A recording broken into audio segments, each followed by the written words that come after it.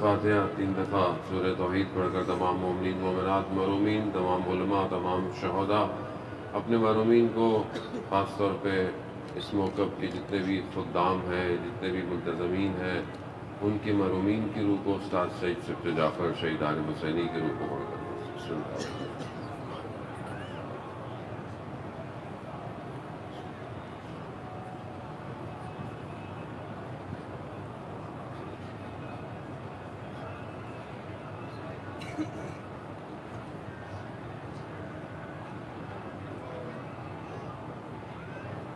امام زمانہ کی سلامتی کے لیے ایک دفعہ صلوات۔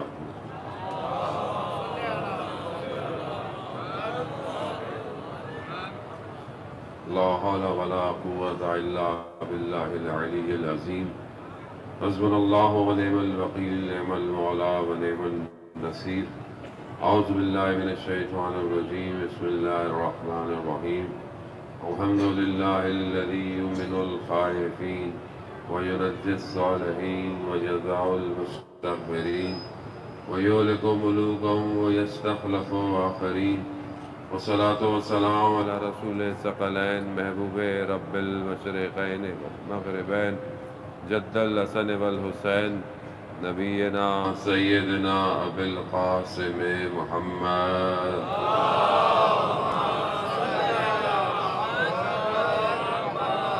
وعلى آله الطيبين الطاهرين المعصومين، لا سيما بقية الله في الأرض، نجيب أرواحنا لتراب مقدماء الفداء ولعنة الله على أعدائهم أجمعين۔ بسم الله الرحمن الرحيم، رب اشرح لي صدري ويسر لي أمري واحلل عقدة من لساني يفقهوا قولي، أما بعد فقد قال رسول الله صلى الله عليه وآله وسلم إن الحسين مصباح الہدیٰ و سفینۃ النجات۔ صلوات بھیجے محمد۔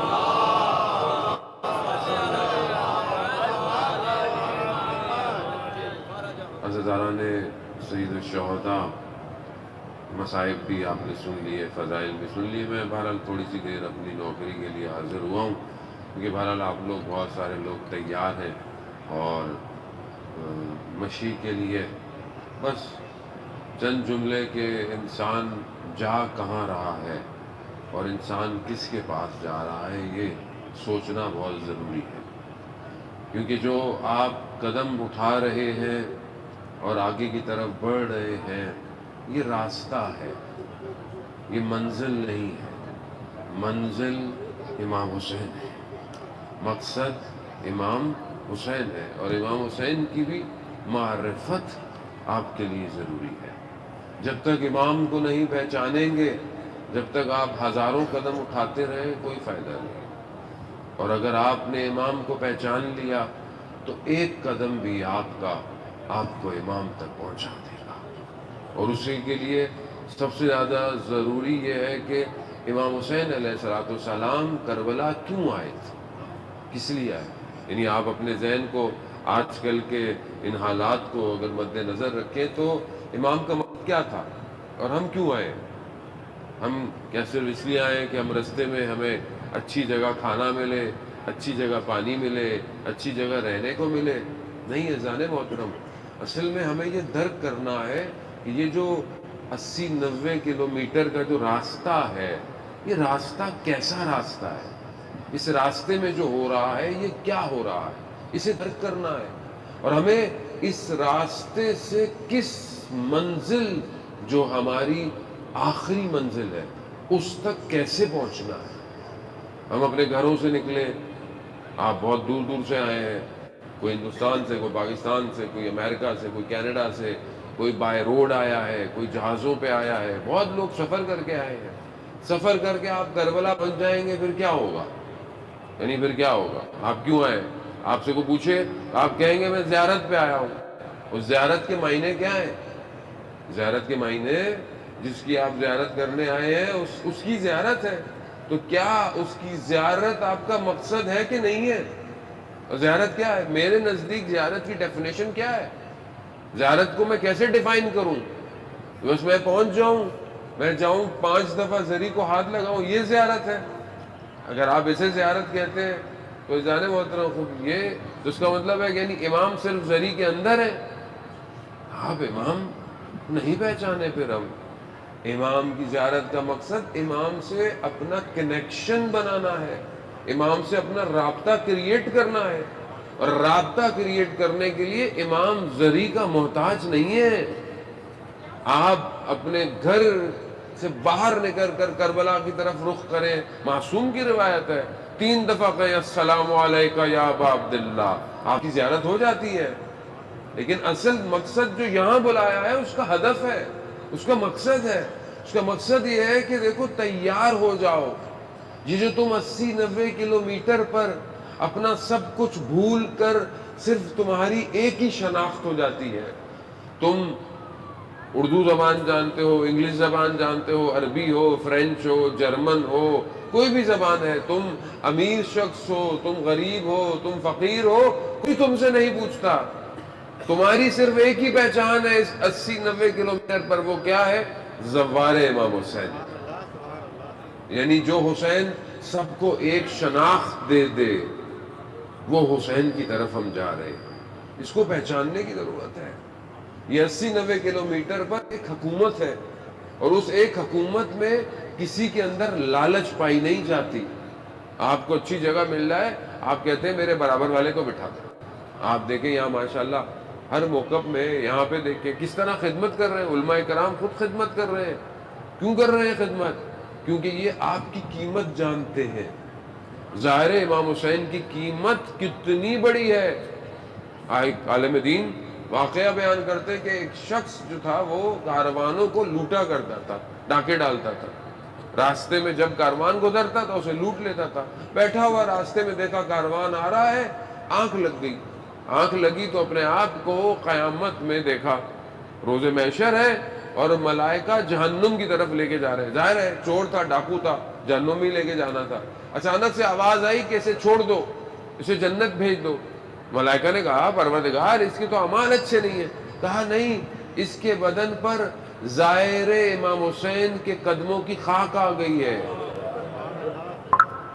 اچانک سے اس کی آنکھ کھلی تو دیکھا کہ کارواں نکل گیا ہے اور اس کی دھول اس کے اوپر پڑی ہوئی ہے، یعنی آپ کے قدموں کی خاک جس کے اوپر گر جائے وہ جہنم سے بچ جاتا ہے۔ تو آپ خود اپنا مقام دیکھیں کہ کیا ہوگا۔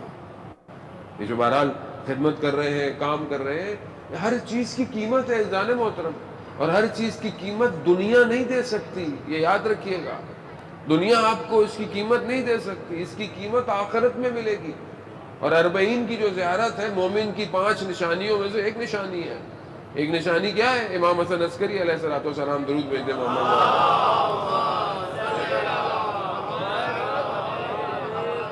امام فرماتے ہیں نا 5 نشانیاں، ایک نشانی کیا ہے؟ اربعین، روزہ اربعین میں امام حسین کی زیارت، وہ یہ ایک نشانی ہے۔ جان محترم ہمارے استاد آیت اللہ تحریری فرماتے ہیں کہ اربعین کی زیارت کا اتنا ثواب، اتنا اجر ہے، اس دنیا میں کیپیسٹی نہیں ہے کہ آپ کو ریٹرن دیا جائے۔ یہ زیارت قیامت میں ظہور کرے گی، تب آپ کو پتہ چلے گا کہ آپ نے کیا کیا تھا۔ ابھی تو آپ کو تھکاوٹ ہے، تھوڑی سی مشکل ہے، کسی کے پاؤں میں چھالے پڑ گئے، لیکن پھر بھی آپ سوچیں، آپ کی ٹانگیں دبانے والے لوگ ہیں، آپ کو ٹھنڈا پانی پلانے والے لوگ ہیں۔ سلام ہو علی کی بیٹیوں پر۔ میری مائیں بہنیں پردے کی حالت میں جہاں بیٹھی ہیں وہاں بھی پردے لگے ہوئے ہیں، خدمت ہے۔ کوئی بوڑھی خاتون جا رہی ہو، اس کے ہاتھ میں سامان ہو، کوئی نہ کوئی اٹھا لیتا ہے۔ بچے آپ کے ساتھ ہیں، لوگ آپ کے بچوں کو پانی، شربت، سویٹس، بچے ہیں، اور ایک حسین کی بیٹی راستے میں پانی مانگتی رہی، تماچے پڑتے رہے۔ یہ راستہ آسان راستہ نہیں ہے۔ یہ سوچتے ہوئے اس معرفت کے ساتھ آگے بڑھے، حزن کی کیفیت کو لے کر آگے بڑھے۔ جہاں کہہ رہے ہیں یہ بہت ضروری ہے، تاکہ جب آپ یہ جو قدم اٹھا کر کربلا کی سرزمین میں وارد ہوں تب آپ بدل چکے ہوں، آپ وہ نہ ہو جو آپ اپنے گھر سے نکلے تھے. آپ جیسے بھی تھے، جو بھی تھے، ہمارا کوئی کمال نہیں ہے. میں اگر اپنی ذات کو دیکھوں، میں نے پورا سال کوئی اچھے کام نہیں کیے جو میرا مولا مجھے بلا رہا ہے. یہ تو امام نے مجھ پر کرم کیا کہ بلا لیا، کوئی محروم نہیں رکھا. کوئی محروم رکھتا میں کیا کر سکتا تھا؟ نہ پیسوں سے آ سکتا ہے، نہ سفارش سے آ سکتا ہے، نہ تعلقات سے آ سکتا ہے. نہیں، حسین کی بارگاہ اپنے کرم سے بلاتی ہے. جس پر کرم کر دے، جس پر کریم نگاہ کر دے، وہ آ جاتا ہے. عزاداران محترم، بس یہ کرم ہوا ہے، اس کرم کو سنبھالنا ہے آپ نے. جب تک آپ کربلا پہنچے، آپ امام کو پہچانیں، امام کے مقام کو پہچانیں.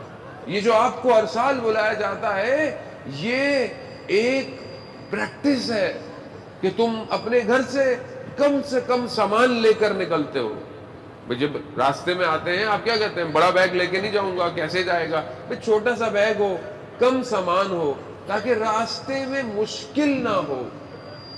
یہی اجزان محترم زندگی کا مقصد ہے. زندگی کا مقصد اپنے اوپر کم سے کم بوجھ کو ڈالنا ہے. جتنا زیادہ سما ہوگا اتنی مشکل روز محشر میں بھی ہوگی. جس کے بعد جتنا تھوڑا سا ہوگا اتنا وہ بڑے آرام سے روز محشر میں جواب دے گا. لیکن ہم دنیا بیٹھنے میں لگے ہوئے ہیں، نام بھی بن جائے، چیزیں بھی بن جائیں، آسائش بن جائے. عزیزان محترم، میں یہ نہیں کہتا کہ آپ زندگی اچھی نہ گزاریں، حلال نہ ہو، نہ، لیکن زیادہ راہ تھوڑا ہو تاکہ سفر اچھا گزرے. مرنے کے بعد قبر، کسی کو نہیں پتا کہ قبر کتنی لمبی ہے، قبر کے اندر کیا ہوگا. ہم کیا اپنی قبر کا سامان لے کے جا رہے ہیں کہ نہیں لے کے جا رہے ہیں؟